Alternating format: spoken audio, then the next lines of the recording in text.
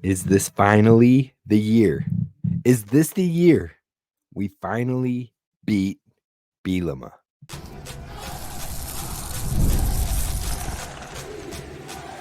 You are Locked On Golden Gophers, your daily podcast on the Minnesota Golden Gophers, part of the Locked On Podcast Network, your team every day.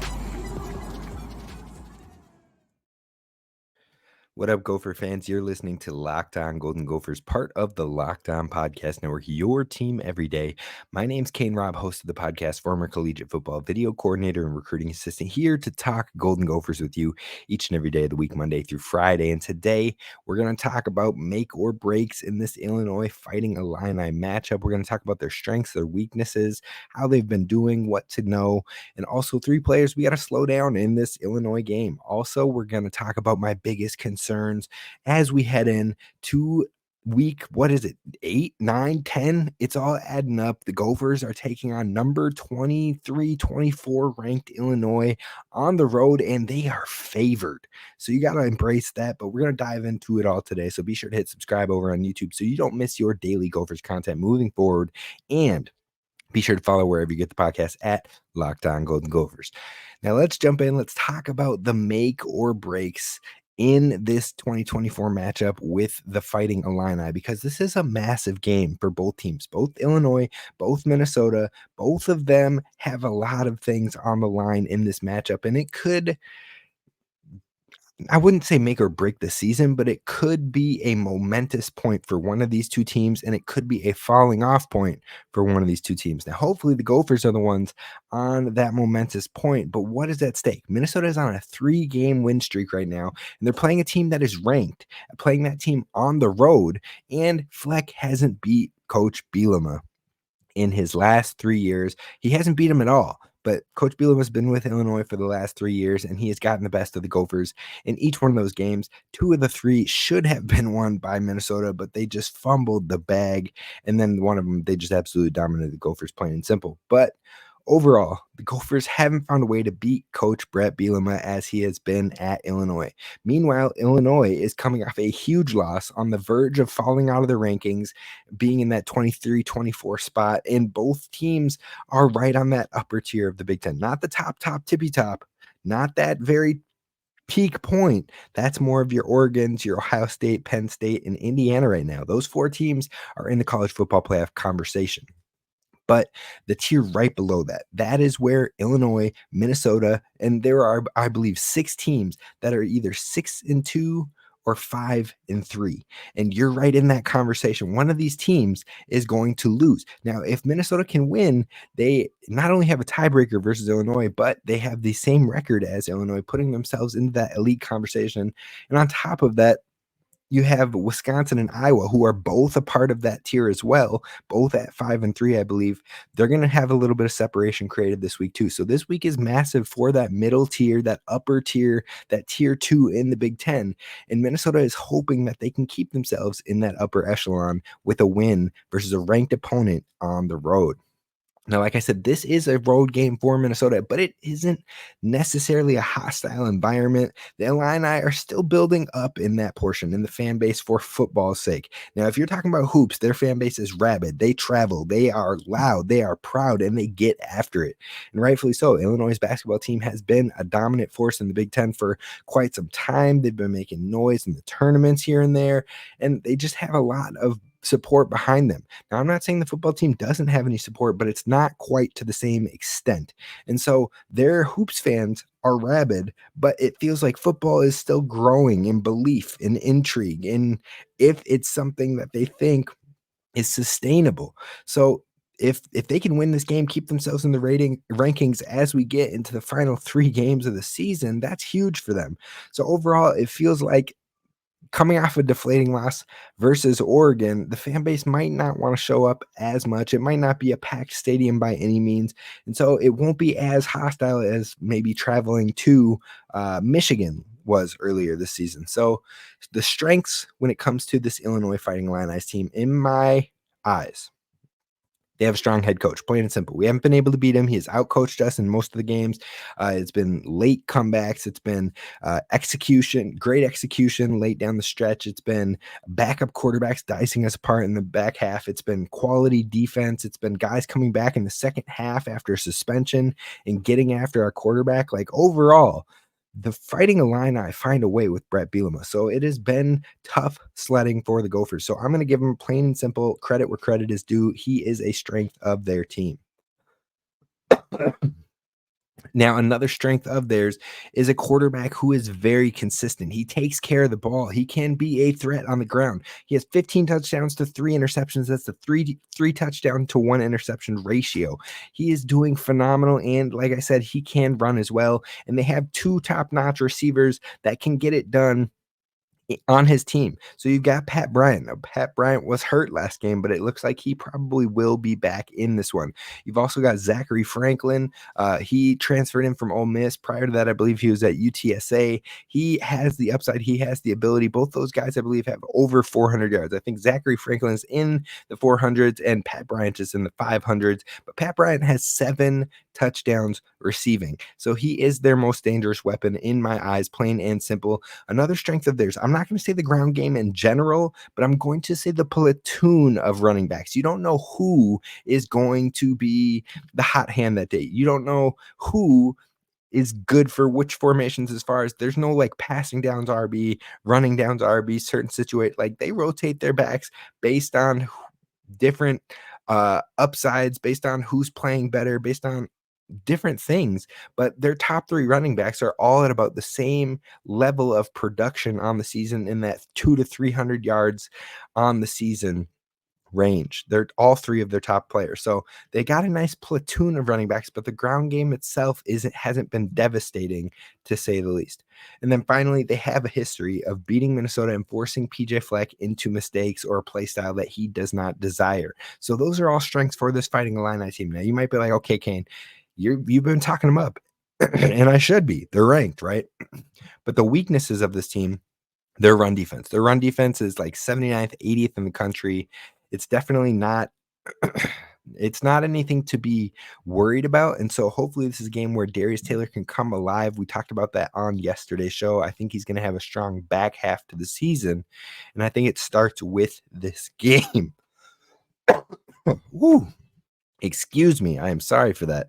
But anyways, on top of that, it's not just the run defense, but also the run offense. They're 81st in the country, not much of a strength as it has been. Now, Bret Bielema has been known to run the ball, and that is not the case with this Illinois team in specific. Now, 81st is like a little behind average. It's a little behind right dead in the middle of the country. So they're not terrible, but they're not great. And then on top of that, another weakness I would say is coming off of a deflating loss. That can change morale. That can change and have a negative impact. You could be dwelling. You could be thinking too much on things. You could be putting more pressure on yourselves to try and respond. And if you don't respond, if something goes wrong early in the game, all of a sudden people are hanging their heads, they're not believing, and things can go bad. So overall, that could be a weakness in this matchup. And then finally, their defense has just had some absolute abysmal moments on the season versus Penn State, versus Oregon, like we just saw, and versus Purdue. Purdue, who has been struggling all season, put up like 48, 49 points on this Illinois team and almost snuck away with the win. Purdue, the worst team in the Big Ten Conference. So that just shows you that this team can be had. Now, Purdue had 2 running backs with over 100 yards rushing. Penn State had 2 running backs with almost over 100 yards rushing. One had over 100 and the other one had 94. So overall, this defense can be had. And that's a dangerous thing to see with Darius Taylor and Marcus Major as both running backs that can get the job done, but then also having a quarterback who is very high IQ, a guy who doesn't make too many mistakes. So for me, the top 3 make or breaks in this matchup are the following. First, you need to dominate on the ground and in the short passing game. Spread the field horizontally on the offense. Get the ball out of your hands quick. Get the team driving and moving the ball quickly. That's what Oregon did, and they really picked apart this team. And I think the Gophers can follow a similar play style. I think more running on the ground than what we saw from Oregon. But I think overall, Oregon gave some keys away in that one. But we'd probably play more similar to Penn State or Purdue, where we're going to lean into the run game, but to let the pass game open it up. On top of that, my second make or break is you have to speed up Luke Altmaier. Last year, he had his best completion day of the season versus the Gophers, but last year's secondary for the Gophers was not this year's secondary for the Gophers. They are quite opposites on that front. Last year, Minnesota's pass defense just started to fall off towards the back half of the year. This year, they have been one of the best in the country. So they are far, far different in this year's secondary. And then finally, the third make or break for me is you have to shore up the trenches. Now, normally I would say you have to dominate the trenches. You have to win them on both sides. You have to kill it. But I don't know if you have to dominate or kill it. I think you just have to do enough to allow your ground game to thrive. You have to do enough to put a little bit of pressure on the quarterback. You have to at least shore up the trenches and be able to hold your own on both sides. I think if you do that, you can win this game. Now, offensively, this Illinois team is kind of struggling to run the ball, which is normally Bielema's bread and butter. But overall, this year, it is not the case. Very much like Minnesota, who is usually a run-heavy team, but now they're one of the bottom running teams in the country right now. Now, as a passing game, this offense is also 85th in the country. So essentially, they're in the middle of the pack or the right under average in both facets of offense, both running and passing. But the big thing that Illinois does is they prioritize taking care of the ball and they prioritize playing mistake free. This is where they absolutely thrive: consistency and not turning the ball over. Now, on the flip side, the defense can be had. We've already talked about this a little bit. They still have some great players on that linebacker core, but I would say that due to injuries and such, the scheme they run is better than the overall talent they have on the defense. The scheme has a number of disguised looks and pressures, but knowing Max Brosmer and how he studies and how he obsesses over the film and all of that and how he looks at both pre-snap and post-snap and is able to analyze and get themselves out of checks or be able to diagnose and make the right play, I have a lot of confidence that this won't be a fooling the Gophers offense moment. I think that the Gophers offense is going to find some holes in this defense. Now, like I said, currently the defense is 79th versus around 51st versus the pass. So not terrible, but not amazing. Illinois has been scorched on the ground a bit. We talked about that yesterday. We talked about it a little bit today. So I'm expecting a lot of Darius Taylor in this one. But overall, the Gophers are going to find themselves in a tough game, and hopefully they can come out with a win. We're going to talk about three players they have to slow down in order to get the dub, and that's what's coming up next. First, I want to talk to you about our friends over at Gametime, because Gametime is the place to be when it comes to finding the best ticketing deals. And Gametime has a new feature called Gametime Picks, where they make it easier to get tickets to your favorite team's play even faster, even easier. It filters out the fluff to show you only the incredible deals on great seats, so you won't have to waste your time searching through thousands of tickets.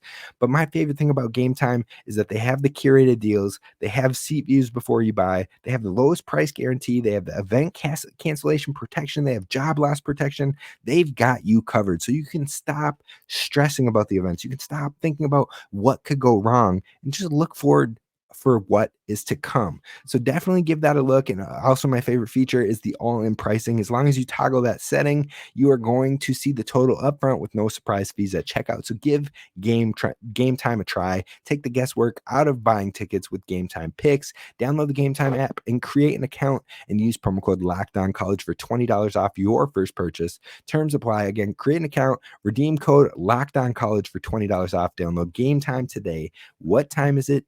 Gametime. All right, Gophers fans, we're diving into the three players to slow down this week. So this is going to be a little bit of a shorter segment, but overall, there are three players I think the Gophers absolutely have to key in and lock down. The first one is quarterback Luke Altmaier, plain and simple. This is a quarterback who is the driving force of this Illinois offense. He has a 15-3 touchdown to interception ratio, and he has 1,667 pass yards. So overall, he's been playing efficient ball. He's been taking care of the ball. He's been getting the job done, just like your Gophers quarterback, Max Brosmer. Both of them have been some of the most efficient quarterbacks in the Big Ten Conference, and I expect to see similar play this week. In fact, I think whoever plays more efficient could be the determining factor of winning this game, and I have a lot of trust in Brosmer to get that done. Now, that being said, Luke Altmaier is an accurate passer with a 63.1% completion percentage. His most accurate game last season came against the Gophers, where he threw for 77.4% completion before he got injured in the end of the game and his backup came in. Now, on top of that, his most touchdowns in a single game last season also came against Minnesota with 3 touchdowns passing. And he is the player that you just have to be locked in on because he also can get it done on the ground. He has 136 rushing yards so far and 2 rushing touchdowns. So it's not anything where it's like the high priority for him, but it's also something you can't forget about. It's something you can't be caught on your heels, or he will make you pay on a 3rd and long. He will make you pay in a situation where you can't afford to pay. So overall, Luke Altmaier is my number 1 player that you have to slow down in this Gophers versus Illinois matchup. Now, number 2 is Gabe Jacas. Gabe Jacas is the best player on their defense so far this season, but I would say by far. He has 46 tackles on the season, 6.5 sacks so far on the season, and he has 3 forced fumbles on the year. Now, he had a good year last year with 31 tackles, 4 sacks, and 1 forced fumble, but he has evolved into a beast and already capitalized on all 3 of those categories 3/4 of the way through this season. So he's going to be looking to capitalize even more. He's going to be looking to put Max Brosmer pressure on him and get to the quarterback and create havoc. And that's a player that this offensive line has to hone in on. That this is a player that the running back is going to have to help out on when it comes to pressure looks and blocking them up. So overall, Gabe Jacas is a player you have to absolutely know where he is on the field at all times. No excuses. And then finally, the 3rd player that we have to slow down in this one, the one you have to know for the Gophers, is Pat Bryant. Now, Pat Bryant didn't play last week. I believe he had a concussion, but he had some sort of injury. He was not able to play against Illinois, but he is their leading receiver on the season. He has 510 yards and 7 touchdowns. So he is a red zone weapon. He also is averaging 15 yards per catch. So he is a downfield threat. This is a guy that the Gophers are going to have to know. And the secondary is going to know where Pat Bryant is on the field at all times. Pat Bryant is the number 1 receiver for a reason, but he also opens things up for the other receivers on this team. He's also a big receiver measurables wise. So he can get physical. He can get contested 50-50 balls if he has to. And he is a player that is most likely going to be back this week. Otherwise, I wouldn't list him on the show. It sounds like he is trending towards being in this game, and that will be a welcome addition for Illinois to try and get things back on track. So that's something you're definitely going to have to hone in on, is this quarterback wide receiver duo in Luke Altmaier and Pat Bryant. But that also means you can't forget about Zachary Franklin, because Zachary Franklin reminds me of like the diet version of Isaiah Williams. And Isaiah Williams is the player who scorched this Gophers team the worst last year and ultimately ended up winning the game for Illinois up the middle of the field, just gashed the Gophers. He was also a returner or specialist for them, and that is the same thing with Zachary Franklin. So don't forget about him. He could be our bonus player to slow down, but I would worry about Pat Bryant first, Luke Altmaier, and then Gabe Jacas. Now, if you remember last year, Illinois' best defender was Johnny Newton. And he was suspended for the first half of the game, and the Gophers were dominating the first half of the game. Then Johnny Newton comes in the game, and all of a sudden he's putting pressure on. Our quarterback is feeling it. We're getting sacked. We're getting negative yardage. That is the type of player that Gabe Jacas can be as well. So we have to slow him down, or the Gophers are going to be in for a long day on Saturday morning. So those are the 3 players that I am most concerned about. But let's talk about my biggest concerns for the game. That's what we're going to dive into coming up next.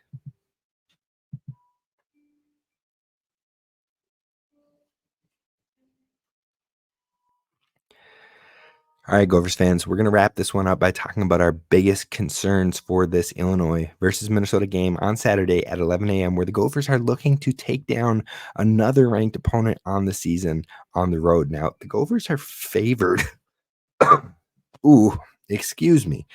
We're getting there, folks. We're getting there. Not quite all the way there, but we're getting there. But the Gophers are favored in this one by 2.5 points last time I looked on FanDuel Sportsbook, official sportsbook of Locked On. But that being said, it's almost like a pick 'em. And so you really have to be on your P's and Q's. You got to dot your I's, cross your T's, and be ready for a good one. And the biggest thing comes from taking care of the football because, like I said, Illinois prioritizes consistency and not turning the ball over. So if you can force them into turnovers, that's going to be huge. That's going to be an advantage. And that's what this Gophers defense does, especially the secondary with 15 interceptions on the season. But my biggest concerns when it comes to the Gophers in this matchup are three things. The first one is self-inflicted wounds. That seems to be something that whenever we play Kirk Ferentz or whenever we play Bret Bielema, somehow, some way, the Gophers have just one or two critical plays that are self-inflicted that cost us the game. And that cannot be the case once again in this one, or we will lose the game. So the Gophers have to take care of that. They have to be buttoned up. They have to be ready to take care of the football, to make the ball the program, and to really lean into all the staples that Coach Fleck has tried to make the pillars of this program. So overall, you got to make sure there's no self-inflicted wounds. That is my number one fear in this game, is if you have one or two big self-inflicted wounds, the game is probably going out of your hands. And that is something we have seen happen at least 2 of the 3 times we've played against Bret Bielema. So we have to take care of that. A second thing that I am worried about is the offensive line not playing their best ball. Like I've already told you, their pass defense is pretty good, 51st in the country, so definitely in the top half. But their run defense can be had. But that means your offensive line has to be on their best. They have to find a way to get the extra push. They have to be enough to create the gap to let your running backs get through and then create it on their own. Darius Taylor has done a great job at making the first man miss, whether it's in the pass game or in the run game. He has been creating extra opportunities for this Gophers offense, even when they've played some stout run defenses. He's found a way to have a big play, found a way to have some extra wiggle, found a way to be a difference maker in every single game. And I think that's going to be the case this week as well. But if the offensive line can be on their C+ game, if they can be on their B- game, I think if the offensive line does that, Darius Taylor goes for over 100 yards in this game. Darius Taylor probably has at least one touchdown in this game, and he is probably the MVP of the offense in this game. That is how much belief I have that the Gophers can attack this team on the ground if the offensive line is playing a B- C+ type game. So if they're not, that's where I get concerned. Do they plug up the running game? Well, we've had success with the quarterback. We've had success with Max Brosmer being the leader of this offense as well. But like I said, this Illinois team, they give some nasty looks. They give some nasty disguises. They bring different simulated pressures and what have you. And although I have a lot of faith in Max Brosmer to be able to diagnose and read those type of things, it only takes 1 or 2 mistakes to really flip a ball game. And that's actually what has flipped the ball game for Illinois on multiple wins of their season. So we need to be able to run the ball and give ourselves some breathing room, give ourselves some cushion, attack from a different way, and take the pressure off of Max Brosmer. I think if that happens, the Gophers win. If it doesn't, there could be some struggles. And then third, and the final thing that I am most concerned for is being outcoached. Plain and simple. Now, I say that to say this. PJ Fleck has made some phenomenal decisions over the last 4 or 5 games. PJ Fleck has taken risks in the last 4 or 5 games. PJ Fleck has played conservative when he needs to in the last 4 or 5 games. I am giving PJ Fleck all the credit in what he has done so far this season from Michigan through this point. Those games have been great from the second half of Michigan through this point. But Bret Bielema has shown consistency and shown to make the adjustment or make the one big difference for years. Now, I'm not talking a half a season. I'm not talking 4 or 5 games. I'm talking about for years. So I don't want to feel that again. I don't want to see him force us into a way we don't want to play, him force us out of the game plan that we've had for the entire week, him attack the little tiny openings that are there, knowing exactly where they are and exploiting them. That is something that he has done to the Gophers for the past 3 years, and we cannot have that happen again. So my confidence comes from PJ Fleck being on a heater this year, from PJ Fleck making the decisions that everyone had doubted he would ever take, and he's capitalizing on them and looking brilliant with them this year. So if that PJ Fleck is coming to play, I believe he can outcoach Bret Bielema this week and get the dub. But if he goes back to more shy, goes back to more reserved, goes back to more conservative, or anything of that nature, That's where I get nervous. That's where I get concerned about being out coached. So those are my 3 concerns for the Gophers in this upcoming season. Self-inflicted wounds, not this upcoming season, this upcoming week, excuse me. Self-inflicted wounds, offensive line not playing their average or above, slightly above average game, and then being out coached. Those are my 3 biggest concerns, and I'd love to hear your thoughts down in the comments below. Now, like I said yesterday, I will be departing from the Locked On Network. Nothing but love for them. I have loved my 3 years of Gophers coverage here. Each and every day for you, 4 to 5 days a week. It has been a grind, but we got to take care of the fan. We got to take care of the new baby, spend the extra time there. But that doesn't mean my time covering the Gophers is done. So I will give you more information on that as it is ready. But right now, I just appreciate y'all for tapping in. I want you to keep on subscribing. I want you to keep on telling folks about the show. We'll make sure another great host gets on here as well for you. And hopefully you'll stay tapped in on Twitter, tapped in where we're going to keep that Gophers content rolling. But that's going to do it for us on today's show. I appreciate y'all. Row the boat, Sky Imago Gophers, as always. And please don't forget to hit subscribe.